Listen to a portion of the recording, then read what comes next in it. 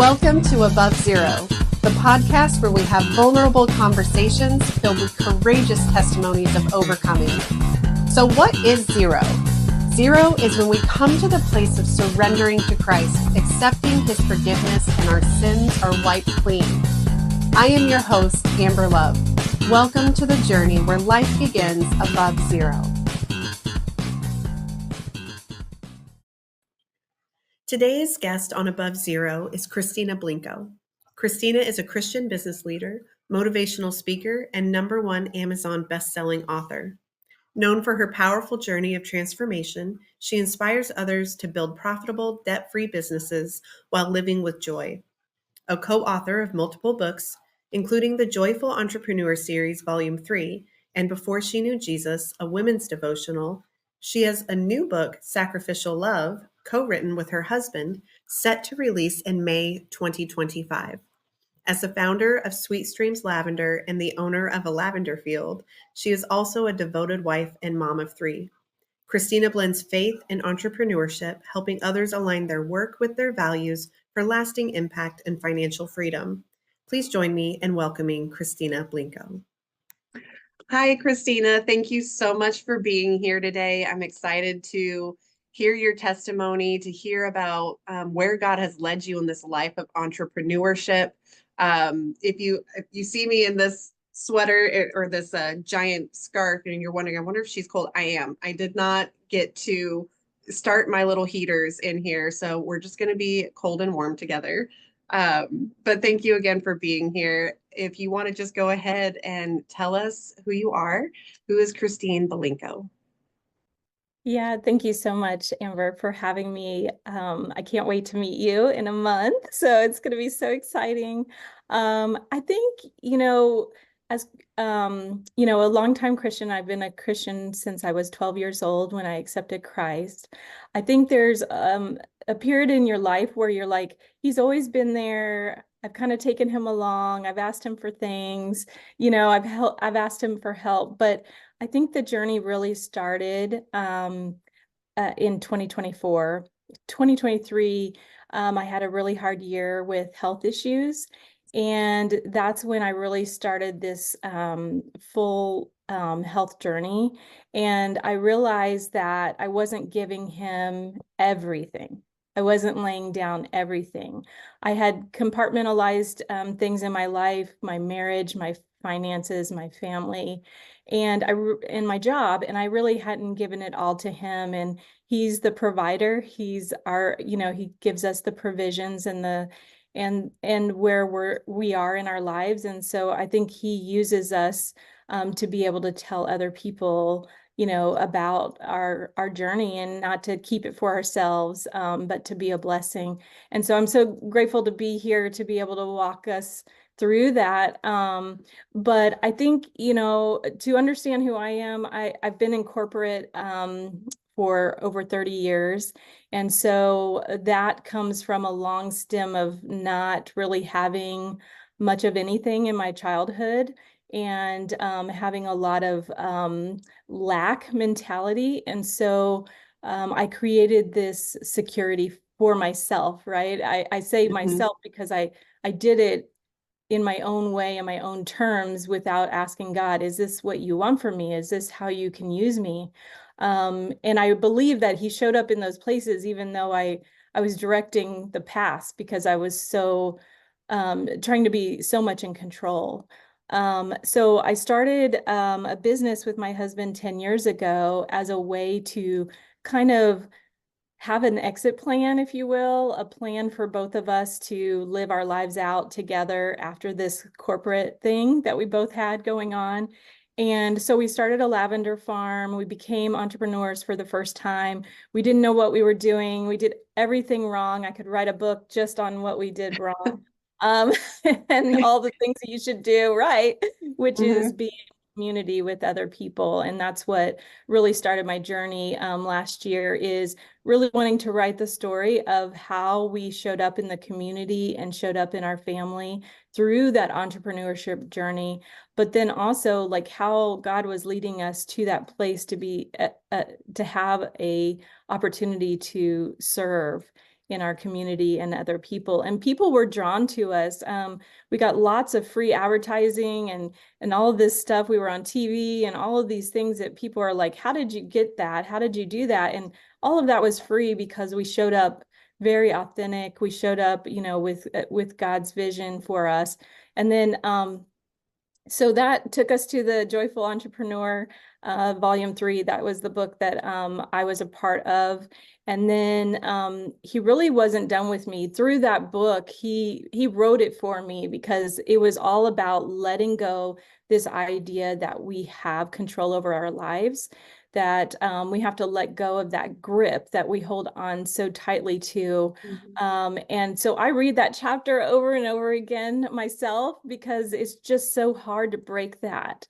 Even though we come to him every morning and we come to him during the day, it's a very hard thing that we have to keep checking in with ourselves because it's so rooted in our childhood and things that trauma that we've been through, it's a really difficult thing to let go of. And so then it took me to the next book, which is Before She Knew Jesus, which I'm so excited that we're a part of that book together. And in that book, that was the first time that I was introduced to the word sanctification. I always wondered, Really? I have Jesus in my heart, but I'm really kind of living this like half truth because I'm like 1 foot in, 1 foot out. I don't really know if I trust him based on all the people in my lives that have hurt me or have tried to define who I am based on my Mm, experience or circumstance. And so I think the book really helped me understand that it's a purification process. It's a beautiful reminder that he's still working within us, and every mhm. day we have a choice to be more like him, and he's going to show us and reveal that through his word. And so it was just a beautiful chapter for me because I learn some new things. I was like, oh, this is what he's doing within me, Mhm. where he's waking me up, right? And it's never too late. I'm 50 years old, but it's never too late to come and walk with him again and to let go of some of those things that have just that heavy baggage that we keep carrying on our backs Mhm. every single day. And it's like it's just so heavy. We get so tired. Yeah. Um, I and think that part of my personal experience is all that baggage that you're talking about is where sanctification comes after we accept him into our lives. And the fruit of that actually happening is when we realize that we can't continue to live the way that we used to. But so many of us don't understand that at the beginning. So we go through years and years of trying to do it in our own strength, which you mentioned, or trying to achieve something for him to like prove it. And I think from good intentions, but all the while we're dragging this old dead body. He says, for those yeah. for whom is made new in Christ, he's a new creation, right? So we have this dead thing that had to die, but we're just carrying it around. And then I think a lot of us in this book have a moment where we're like, oh, I don't have to keep carrying this. And the sanctification process begins to start, and it looks so different for everybody. Yeah, and you almost feel guilty because you're like, well, I can't have joy. I've got to still be the responsible one and the one that shows up and the one that goes to work and the one that makes the money and just on and on and Mhm. on. I have to be the parent. I have to be the everything. And I think, that even comes from me having gone through a divorce and being very guilty of having to make that choice, even in the midst of not wanting to make that choice because Mhm. my mom had made that choice, right? We always want to Yeah. be different than what we had. And so, that guilt made me move into my new marriage thinking I was still alone and I still had to do it. And, through a lot of time, my husband has really worked on that with me. We actually just joined another cohort called the Sacrificial Love, the what I didn't say I do too, right? Um, Mm. which gets really kind of interesting and almost like, are we going to get a divorce over this? Oh Because no. not really, but it just was Yeah. really real. And I really love that process of being able to share this journey of writing with my husband, because he has so much to say. And sometimes I think they don't have a platform or a voice. And he's so wise in everything that he's helped me through. I don't want to say he's been my counselor, but he's literally been the leader of this home. And, you know, anytime that I fell short or had, sorry about that, had any issues that I was trying to get through, he would always say, what's the real root to this? Right? Mm. we aren't we aren't dealing with what we say. We're actually dealing with something deeper than that. And I just love that he always kind of took me back to that, because it had nothing to do with the laundry on the floor or the dishes in the sink or whatever we want to say it is about.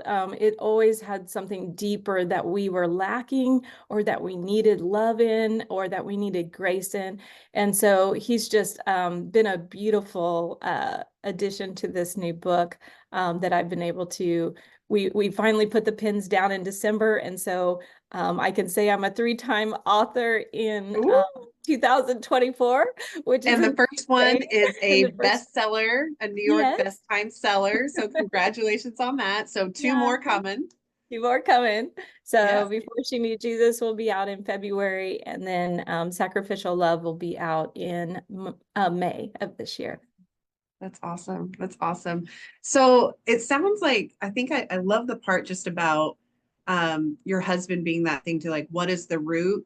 And I wonder if when you came into, this is your second marriage, Mhm.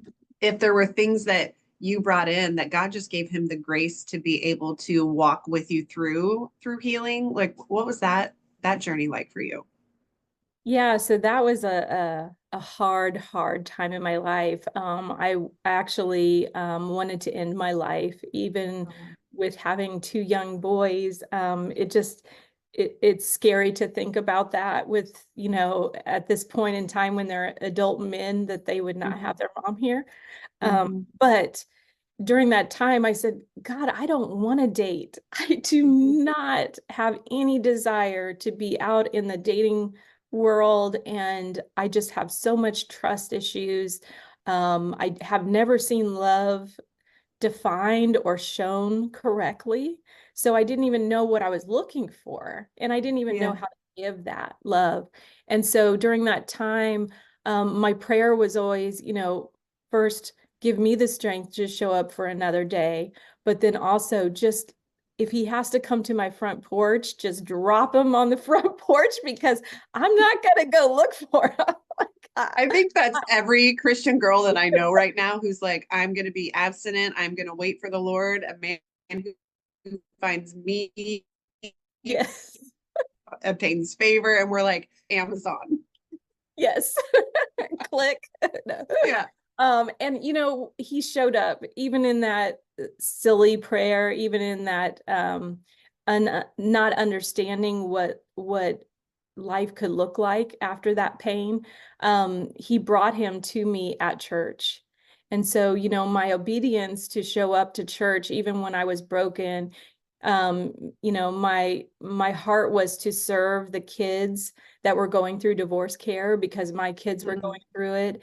And not only did they go through the program, but we went through and we taught it 3-4 times, you know, and we were there showing up for these kids and these parents that were so broken, and we knew exactly how that felt. And um, God just brought Joe to me at church. My pastor was planning to decorate the kids' classrooms, and he's like, you know what? I think you are a great designer. You have an eye for design, and I know that Joe knows how to build things. And so he kind of played matchmaker, but he put us in that room of volunteer community church-led organization activity, if you will.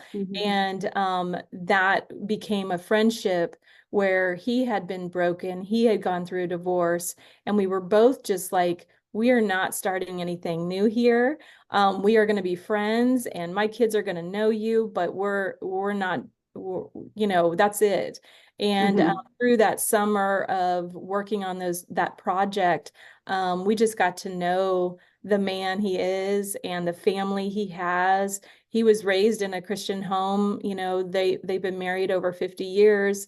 They now live with us in our home. So that's an example to our kids about Yeah. multi-generation and that love that we were able to extend to them when they needed a home. And so it's just a beautiful story of how God like creates this tapestry of beautiful when you go to him and ask him and your heart is really in trying to do what he wants for you, what he's called you to Yeah. do. You know, Yeah, go ahead.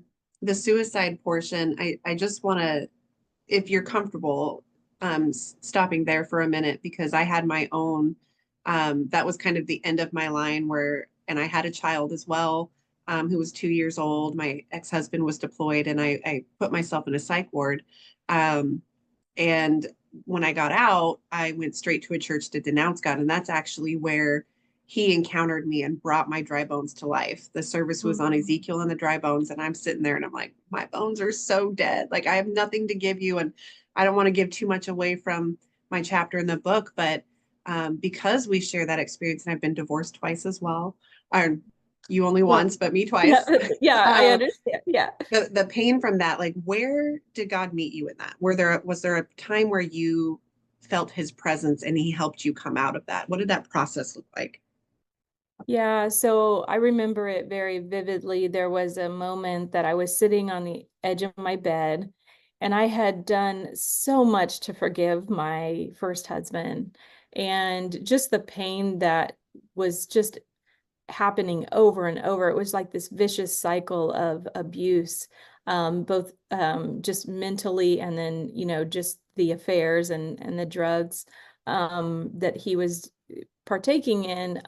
It was just one of those things where I was just consistently being lied to and never really had any like proof of what he was doing, but just felt it in my heart that, you know, I'm not called to stay in this, you know, but I have kids and I need to stay here for them. And I remember sitting on the edge of the bed and I just was like, I'm done. I cannot do this anymore. I don't know how to be a single mom. I don't know how to leave this marriage. I just don't want any part of this anymore. And it really was the moment where the girl that he was dating on the side called me and asked me for permission to marry him. And I think that was my proof that I kept asking for, and that acceptance to let it go, like actually leave the marriage. And then my pastors, obviously, they counseled me on the reasons that we can be divorced. And so there was biblical reasons for that as well. But I met him in that place and I remember seeing him. I mean, he was there. Jesus was there in the room with me. And I just said, I feel so alone. I don't know that anybody else understands this pain. And I don't know how to get, uh, I don't know how to get through it. And he reached his hand out and he asked me to follow him. And I remember it was just like he was right there. And I know how silly that sounds. And I even mentioned it in my book that, you know, there's a lot of people that won't understand that encounter. But this was the first time in writing that I've actually told anyone. I mean, my husband didn't know. I mean, my new husband didn't know. Yeah. No one knew that I had that encounter. But at that point, I knew that I wasn't alone and that he was going to walk me through it. And I didn't even know what that would look like. I just had this sense of peace that he was going to be there for me. Yeah. So I don't think that that is, you're talking to somebody who has had a similar encounter. And I'm curious because he has shown himself the time when I saw him, I knew it was him. He actually revealed himself to me as a lion and showed me as a lamb in this kind of dreamlike place. From a place of being awake, I went there and I saw this lion, and it was when I demanded peace that surpasses all understanding because he said he would give it to me. And he showed up in that way. But when he asked me to give it up and follow him, I had been driving home. I was working at the YWCA. I had finally gotten my dream job after 13 years without a degree, knocking on doors. Let me help these women. I know what I'm doing. And so I'm praising him in my car and I'm thanking him, and the sun is shining in. It's just an amazing top tier moment of my life. And everything went silent. And he said, "Will you give it up and follow me?" Mm. And it was male, it was female, the voice, the sound.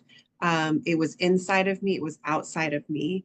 Um, and I just knew, and one, that was a biblical question, right? And so that started my surrender to a lot of things that I had to shut off. So that was my experience. What, when you say you saw him in your room, can you describe that for the listener? I try to do my best to do the same, because when you see something, you're like, nobody's going to believe me. So the Right. best you can you describe what that looked like? Yeah, I think it was the full man, right? Mm, It was it was Jesus in the way that we portray him, mhm, in the fullness of the body of a man. And I mhm, think that was also symbolic. Maybe the lion was and the lamb was symbolic to you, but the man was the absence of the man in my life, right? So mm, so it was also that I didn't have a father, right? And a earthly father, right? yeah, yeah. Growing up. And then I didn't have a real husband to show me what that father was supposed to look like to my kids. And so I think maybe that's why he showed up that way. But I just remember, and then just his hand, right? Just seeing What his was hand. the feeling you had when you saw him? I From a couldn't. place of sitting on the couch, on the edge of your bed, and you're saying, "I can't do this anymore." I imagine those feelings were just anxiety and fear and just overwhelmingness, hopelessness. And then Jesus is standing in front of you. What what feelings came? I think it was that peace that I talked about. It was disbelief, like, why would he hear my cry? Why would he hear my prayer? Yeah. In the midst of all the people in the world and all of the other things that could possibly be worse than what I was going through. I always kind of downplayed my own pain, right? And so I think it was all of that, but it was also mercy and grace and everything that he's extended to me, because we're not all excused. We have a part in that marriage or in that relationship that maybe we didn't show up Mhm. in the best way that we could, because our brokenness that we brought into that was Yeah. just a misunderstanding of what it should look like. Mhm. Even though we try to overcompensate and we try to make it in our own way. I think, I was very young when I got married. I was 20, and then I had my first son at 22. And so I had no idea what I was doing. Um, Mhm. and so I think there was just this feeling that um, I was going to be provided for, not even in the sense of a new partner, but just we were going to be okay. Like, Yeah. no matter what that looked like, we were going to be okay. And we, at the time, I had already, we have a home. I was worried about losing our home. I was worried about losing my job because I was just an emotional mess. There were so many things going on at the time that felt like the rug was going to be ripped out from under us. Mhm. Um, Absolutely. Thank you for sharing that. I just think that we know that the rise of suicide is just continuously climbing. I'm connected into the anti-trafficking field, and seeing how the rise in suicide for boys has increased to the ages of 11 and 17. Um, and so I think that a lot of people who are going to listen are going to identify with attempting, or just being at that place where you're starting to contemplate, how can I do this? And I think it's so important to hear, like, what how powerful God is in us, how he can bring us from that place of there's absolutely nothing left, to a place where you're now a three-time author, New York bestseller, left the corporate world and are walking in, or are you still in it? Still in corporate. Okay, but you're walking things out with your husband to make that plan. Yeah, so my husband works at our church now, and so that has given him a beautiful place to kind of land as we try to figure out what the business looks like. We knew that we wanted to grow the business very slow and steady and not just this big bang. Because of time, because of resources, we didn't want to get into debt. We're really passionate about that too Yeah. as a family, and so um, that looks a little bit different than most businesses, right? Like everybody wants to make their millions and then be done, but we've gone and grown slow and steady. And I think the idea is that he would be able to take on the business full time.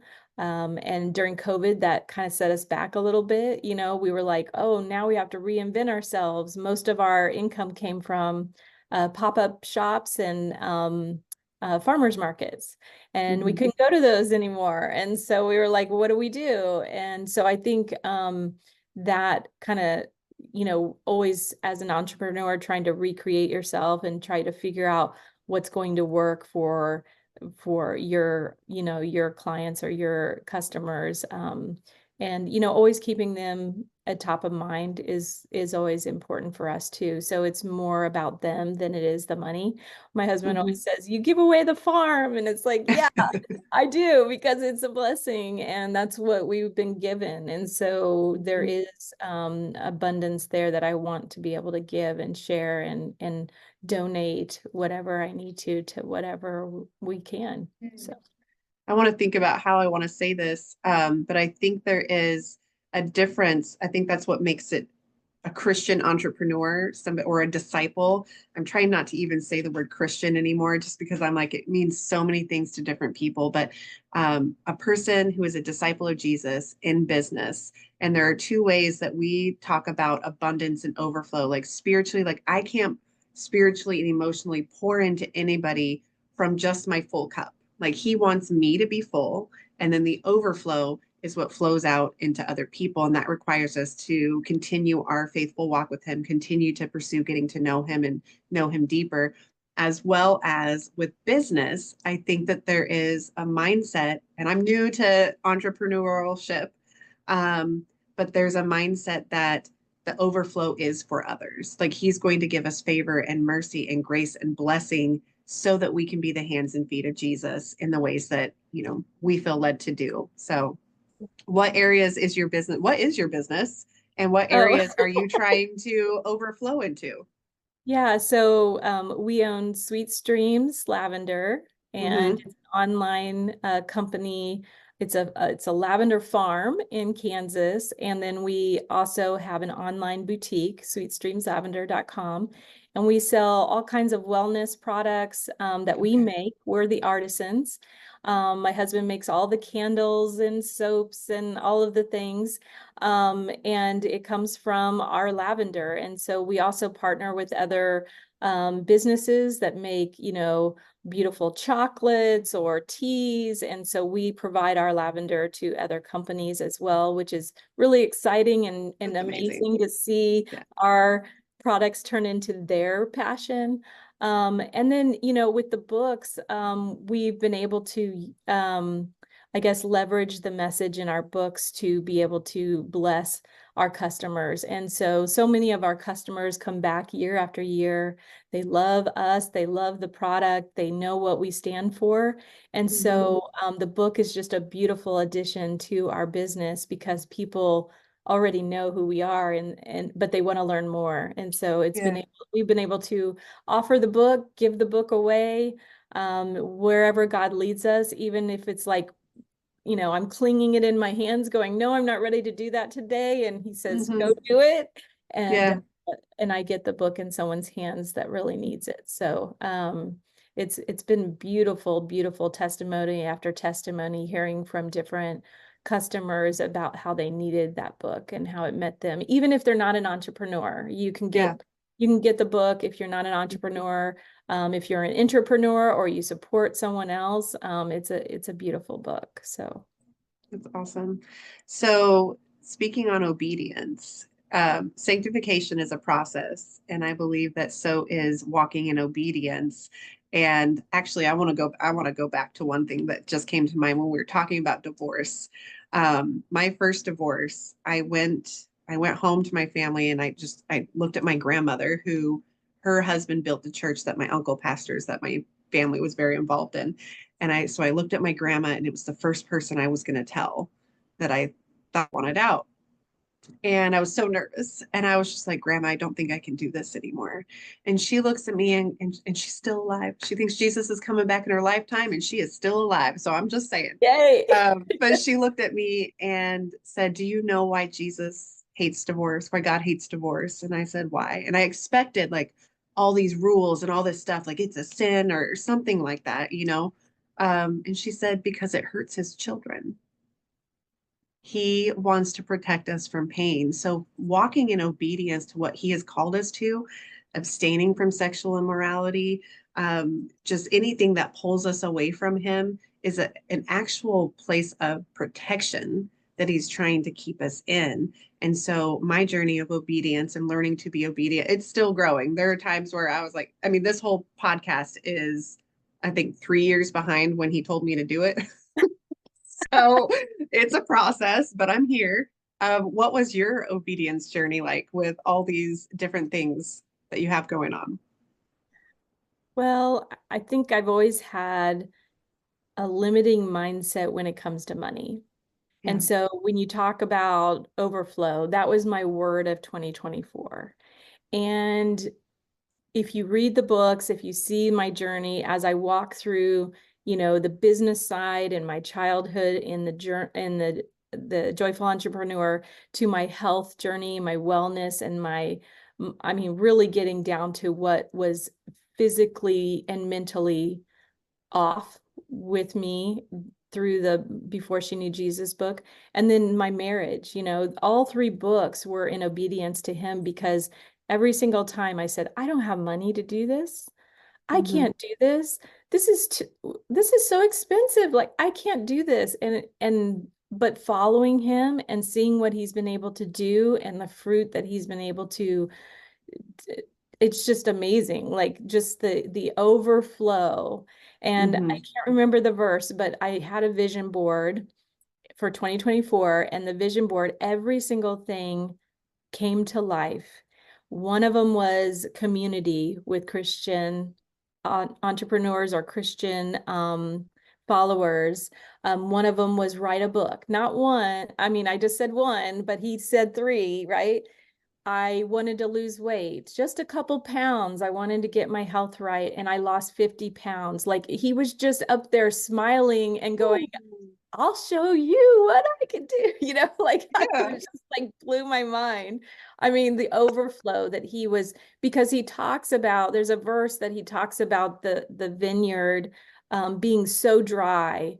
And then the farmer is like planting and trying to get the land ready, and nobody wonders why this farmer is doing this, still trying to prepare the land. And then all of a sudden, these beautiful vineyards and the overflow of wine is coming out. And I wish I could remember the verse because it's on my vision board, but that's what the overflow was to me, was in every area of my life that I was focusing on. My kids, being intentional with showing up for them in different parts of their lives. Now I'm going to be a grandma. Like, I mean, there's just so much overflow that happened when I was really intentional, and it had nothing to do with corporate. There was nothing on there about titles, promotions, money, none of that. Like, there wasn't like, oh, I'm going to buy this fancy boat, or I'm going to have this beautiful home, like most people have on their vision boards. Mm-hmm. Yeah, yeah. It's all I like, think that's when we don't know how to go deeper, right? I mean, yeah, those are very shallow, and there's nothing wrong with having them if you have them, right. but it's very surface. And when you're walking with God, you're like, wait, this is so surface level. Side note, every time I get to a new level with God, I kept being told, Amber, you need to go deeper. You need to go deeper. And so I would kind of like consecrate myself to it, like commit to it. And then I would get to this new level where he'd show me something in revelations and visions. And like for a moment, I was like, I have arrived. I have made it. to the place. And then I realize he shows me that that's just another level of the surface. We could spend a lifetime going deeper and knowing him and his power and the authority that he's given us through the Holy Spirit in us, and still only know just a little bit about him. It blows my mind. In fact, I don't know if I'm rabbit trailing here, but kind of on the point with the financial situation, I just want to share this publicly, that I left my job 6 months ago because I just kind of felt like I kept pouring into other people's dreams, even if they were closely aligned with what God had given me. It wasn't, it was just a little bit off. So I wasn't actually doing what I was supposed to be doing. And so I didn't know what else to do. I'm like, I can't go work for anybody. That's, to me, that just sounded like where things go to end. Yes. And I'm like, I'm going to have to believe in me and what God has given me. And so I remember the day I submitted my resignation, I was like, okay, God, here's your last moment. Here's the last, are you sure? You sure? You sure? You sure? Pushed it and had no idea where the money was going to come. None of that. And for 6 months, every single month, now I live with a family member, so I don't have to pay for rent. So that's a blessing in this season. But every single month, my account would come to $3,500, which is what I had grown accustomed to doing when I left working for after I left working for myself. So for 6 months, and I went yesterday to calculate what the next month projection was going to be and to prepare. And it was $3,496. And I've been out here telling everybody, oh, I'm just on this journey. We're trying to see at 7 months. I feel like it's no longer seeing if this is what God wants me to do. For 7 months, he has provided this. So now I'm going to start saying, God's providing me $6,500. Yes. So that I can move Yes. out on my own. But, it's been amazing. And it has been a deeper trust with him that I wasn't expecting. Like I really, in every area, I think I trust God completely. There's always an area where it's like, what's your definition of trust Right. in him? Where did you learn about the idea of trust? And where did people fail you in those areas? Where did you fail other people to create this idea of trust? And so he's like dissecting and pulling apart this idea of trust. I remember when my ex-husband asked me for a divorce, my second one, that was like 7 years ago, I fell to the ground and out of my soul, I screamed, I will never trust another man again. Like just, Yeah. and he's like dramatic, like what is going on with this woman? But it just, and I had done so much wrong in that marriage. And it was just because I had never healed. I had never taken the time to do it. So he is deconstructing that word trust, and I'm in this season. And so I just think that being an entrepreneur and doing what you guys are doing, and even being responsible with it, I'm not telling everybody, if you think God has given you a vision, go, Yeah. submit your resignation. Sometimes it is like, hey, there's wisdom Right. to use, and, to make sure that you manage your money well. So I love that. Is there anything else you want to add, or anything you would want to say to somebody who is at the beginning of their relationship with God, just to give them encouragement? It can be scripture. It can be just a lesson that God has shown you, or something that they can do or take away from this call. Yeah, I think it's so important not to isolate ourselves. When we get into a painful situation, we really truly believe that we're the only ones that have ever experienced that. And so it's like that in business too. If you want to go farther, or you want to do something that someone else has done, get around the people that can help you do that. I think there's so much times we want to just kind of figure it out and do it ourselves. And so even in my own life, when, raising kids, it's like, you don't have to figure that out all on your own, right? There's people, there's groups of women that can help you. There's families, dynamics, there's Bible studies. And then just as a new believer, I would say, don't isolate yourself, but also, don't just show up on Sunday. I mean, I think when we have a certain job, we put ourselves in this box. And so we go to church on Sunday and then we go to our jobs during the week and maybe we're someone else or maybe we're the same person. But if you don't show up authentically in all areas of your life and you bring everything, it becomes really hard as you get older to figure out, who am I supposed to be right now? And you want to show up as God wants you to, even if he gives you that job that doesn't last forever. He's giving you provision, he's giving you a purpose and a mission there, and you're called to share that mission with other people. So I believe that wherever we are called to make disciples and build the kingdom. And so I don't know if that answers your question, but it does. I think it's excellent. And the only thing I want to add is, don't get caught up immediately figuring out what is your purpose. Your purpose is to know God right now.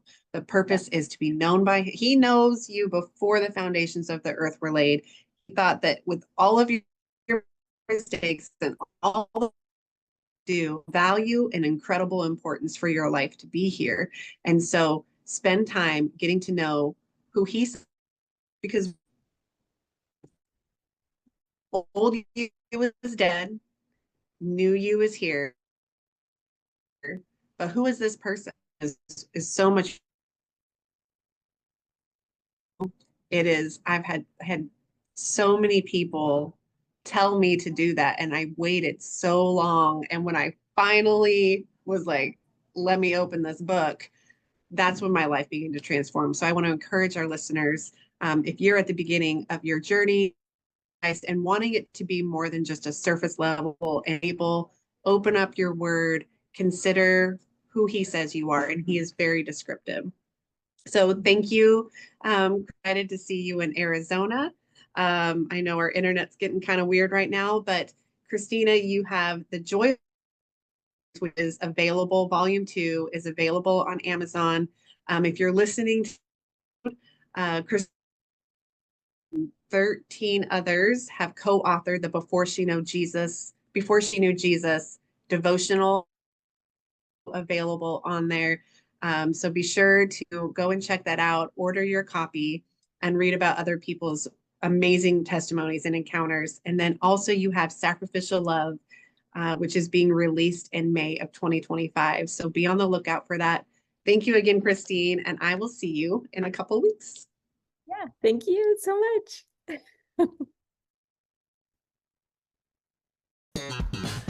To learn more about Christina Blincoe and her faith-driven business, visit www.sweetstreamslavender.com. Be sure to grab a copy of her latest book, Sacrificial Love, releasing this May, and be inspired to live with purpose, joy, and financial freedom. If you enjoyed this episode and want to hear more powerful testimonies, be sure to like and subscribe so we can continue bringing you encouragement as you live life above zero.